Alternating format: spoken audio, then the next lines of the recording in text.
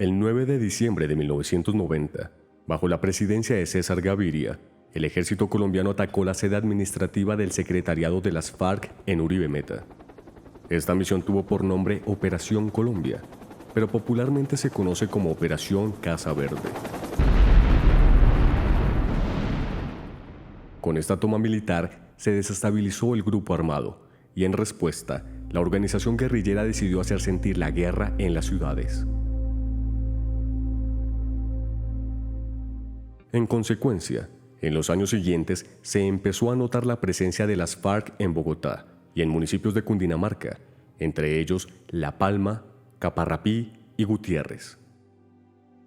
De modo que, a través de atentados en estos territorios, la organización guerrillera empezó a acercar paulatinamente a la capital del país.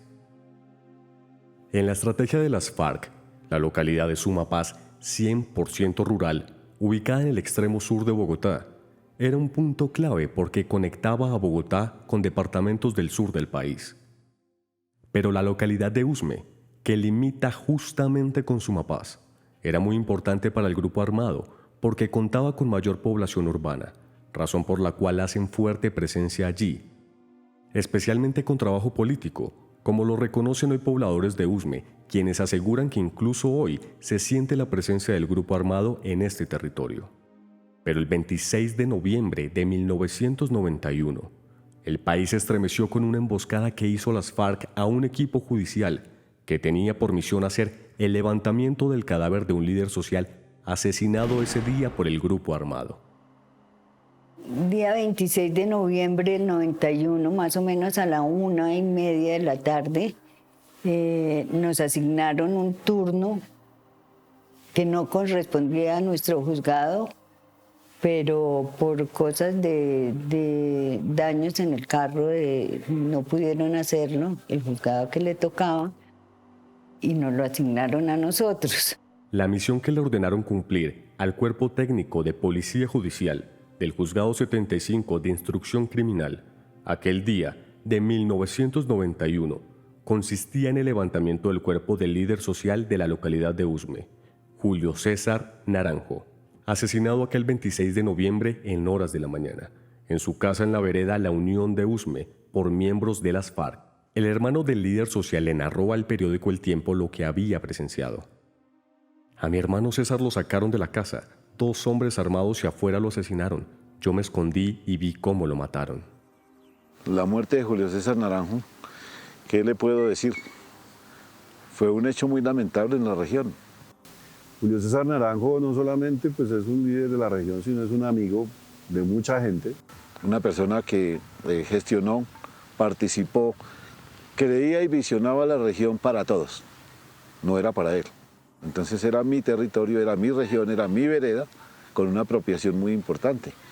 Él realzaba esa condición. ¿De qué manera? Pues nunca entraba a una dependencia del distrito si no era con su urbana y su sombrero. Y matar a un tipo de esos, pues supremamente una pérdida no para la gente que vivimos aquí, para el país mismo. Las FARC cometen un error para mí, es matarlo, ¿no? Porque es un golpe al corazón de las personas, de quienes lo admirábamos, de las familias que lo conocían en el área rural. Aunque la presencia de las FARC se sintió con fuerza en los años 90 en el Sumapaz y Usme, la organización estaba en esos territorios desde los años 80. El mismo ex jefe del bloque urbano Antonio Nariño, Carlos Antonio Lozada, reconoce la presencia de estructuras político-militares desde esa época. A Lozada, el secretariado de las FARC le dio la orden de crear ese bloque urbano en aras de conseguir un alzamiento de la masa popular. O sea, nosotros nos enviaron, salimos a hacer el trabajo urbano en el año 81. Personalmente me correspondió organizar la red urbana aquí en Bogotá. Lozada lideró a ese bloque durante 19 años, hasta el año 2000, cuando se integró a los diálogos de paz del Caguán liderados por el gobierno de Andrés Pastrana. Tras el fracaso de este proceso, retomó el trabajo militar en el bloque oriental hasta el 2014, fecha en la que se unió a la mesa de diálogos de paz en La Habana, Cuba, encabezada por el gobierno de Juan Manuel Santos. Digamos que hasta ese momento existían las estructuras urbanas, pero no habíamos operado no habíamos realizado operativos, digamos, en las ciudades. Con el ataque a Casa Verde, las estructuras urbanas comienzan a hacer efectivamente las primeras acciones. Entonces era apenas lógico que si nosotros estábamos organizando un ejército para la toma del poder y el centro del poder político, administrativo, está en las ciudades, pues hacia allá hay que dirigir, digamos, el esfuerzo. Entonces, la idea de las FARC no fue nunca tomarse las ciudades con unidades que llegaran desde afuera, ¿cierto? Es decir, nosotros nunca tuvimos una concepción de que el triunfo revolucionario iba a ser el producto de un grupo de valientes pues, que llegaban a asaltar las ciudades. La idea nuestra es mucho más compleja, profunda, de la comprensión del proceso revolucionario como parte de un proceso social. Pero si el plan revolucionario no estaba pensado de esta manera, ¿por qué se produjo el asesinato de César Naranjo y la posterior masacre del Cuerpo Técnico de Investigación Judicial en la localidad de Usme? Eso no fue una acción de una estructura urbana, ya me ubico. Eso fue una acción de un frente rural. Digamos, en ese momento las estructuras urbanas estábamos acá en la ciudad, como lo indica el nombre, pero alrededor de Bogotá operaban, digamos, distintas unidades del bloque oriental, y esa emboscada la hace una estructura, digamos, rural del bloque oriental que opera aquí en el Sumapaz. Yo no recuerdo si en ese momento era el Frente Abelardo Romero, bueno, no recuerdo exactamente qué frente era, pero sí, claro, yo recuerdo esa emboscada. Aquel 26 de noviembre salió la Toyota Land Cruiser roja de placas MB8787 con el equipo del Cuerpo Técnico de Policía rumbo a la vereda La Unión, a realizar el levantamiento del cuerpo de César Naranjo. Dentro del vehículo iban 8 miembros del cuerpo de investigación: el conductor Héctor Romero, el juez Luis Miguel Garavito, el asistente de secretaría Hernando Trujillo, el médico Jaime Puerto, la secretaria Amanda Vargas, el funcionario investigador Alfonso García, el fiscal de la Procuraduría Héctor Ojeda y la escribiente Nora Navarrete. Además, la policía de Usme había mandado al policía Elkin Ruiz Rocha como escolta dentro de la Toyota. Salimos como a las 2 de la tarde y llegamos al casco urbano de Usme como a las 3. Nos dirigimos al lugar de los hechos en caravana, en compañía de un carro de criminalística, que es el que recoge los cadáveres, que iba con unos investigadores, un carro de la policía. Iban por la carretera y pasó primero la paletera. En la paletera iban 3 compañeros. La paletera pasó a toda. Y unos kilómetros más adelante, el carro de los investigadores nos cogió muchísima ventaja y el de la policía no lo volvimos tampoco a ver, o sea que se quedó muy atrás. Tuvimos gran preocupación porque los radioteléfonos tampoco servían para ver por qué estábamos solos. Y en un momento hubo una explosión. Levantó la camioneta donde viajábamos nosotros y cuando la camioneta volvió a bajar empezaron los disparos que caían por encima, por los lados, por atrás, sin modo de ni saber qué era lo que estaba pasando. Decían que al carro le dieron 275 tiros. O sea, dice uno, ¿quién se salva ahí? ¿No? Nadie se salva. Fue un silencio total. Nadie preguntó, nadie dijo nada. Y no sé, yo tal vez en algún momento perdí el conocimiento, no recuerdo bien qué pasó, pero cuando yo me di cuenta estaba la policía ya haciendo el rescate. Los únicos que estábamos de sobrevivientes en ese momento, Jaime Puerto, el médico, y yo, que nos sacaron, nos pusieron en una camioneta y nos llevaron hacia el hospital de Usme. Sin embargo, Jaime Puerto, el médico que acompañaba al equipo judicial murió camino al hospital. Cristina Gutiérrez, esposa de Héctor Romero, el conductor del carro en el que se transportaba el equipo judicial, recuerda lo que vivió ese día.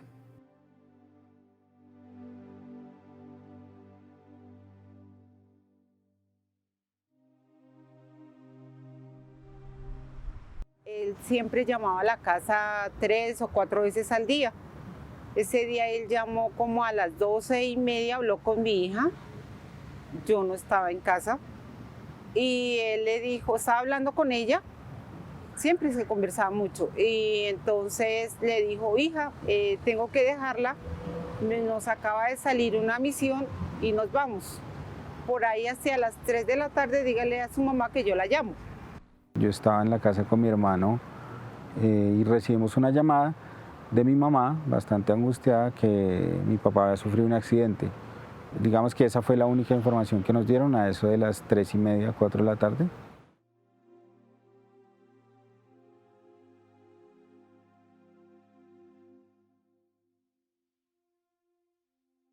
Y ya en la noche fue cuando pues, a la casa llega una cantidad impresionante de personas, de compañeros, incluso creo que fue el ministro de Justicia de esa época. Bueno, fue muchas personalidades a la casa en donde ya pues, nos dan la noticia definitiva. Me senté en mi cama a ver las noticias cuando comenzó el noticiero extra, un atentado a una comisión judicial. Entonces, claro, quedé impactada y cuando me di cuenta salieron las fotos, mostraron las fotos de ellos, que había sido un atentado, había habido una masacre, que fueron a hacer un levantamiento y había sido una masacre en Usme. Nora, la única sobreviviente de la masacre, relata que entre las cosas extrañas que recuerda de ese día, era como gente desconocida intentó acercarse a ella en el hospital, haciéndose pasar por sus familiares. Porque no se sabía quiénes eran, a qué iban o por qué iban diciendo que eran familiares míos. Mis hijos me sacaron de la caja de Previsión Nacional y me llevaron pues a un lugar más seguro, que a última ningún lugar resultó seguro porque no sé cómo o por qué me seguían hostigando con llamadas. Después de esto fueron pues unos días muy difíciles, cambié de domicilio varias veces, de teléfono, número de teléfono cada rato. Emocionalmente no es fácil reponerse uno de estas vivencias, siendo un evento tan funesto y doloroso como el que les acabo de narrar. El 23 de mayo de 2017, la dirección de la Fiscalía General de la Nación, especializada en derechos humanos y derecho internacional humanitario, declaró la masacre del Cuerpo Técnico de Investigación como un hecho de lesa humanidad. Carlos Ojeda, hijo del fiscal de la Procuraduría Héctor Ojeda, asesinado en la masacre, señala lo que significa para las víctimas esa declaración. Pues procesar el crimen como lesa humanidad para nosotros fue algo importante porque lo declara imprescriptible. Quiere decir que por más años que pasen siempre se va a seguir buscando la verdad. Estamos investigando a quién tienen detenido, a quién le echaron la culpa, que es jefe de las FARC, cómo fue, si ya salió libre o está dentro de la JEP. Antes de esta entrevista, tras cámaras hablábamos que los esfuerzos parecen muy pocos, pero en realidad han sido muy puntuales, pero nos ha faltado es esto, visibilizar este hecho mucho más y sobre todo no solamente por algo personal, no es una acción individual de los familiares que queramos hacer, sino también es una acción que busca que la gente del común pueda conocer que estos hechos ocurrieron y que la guerra, si hacemos un mapeo, un rastreo de la guerra, yo creo que no escapa ninguna familia del territorio colombiano que tenga algún familiar o algún conocido que haya sufrido una acción violenta por parte de esta guerra.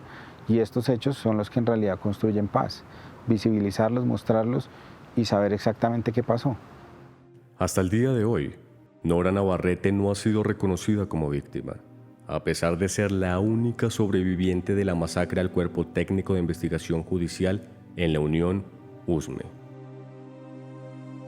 En memoria de las víctimas.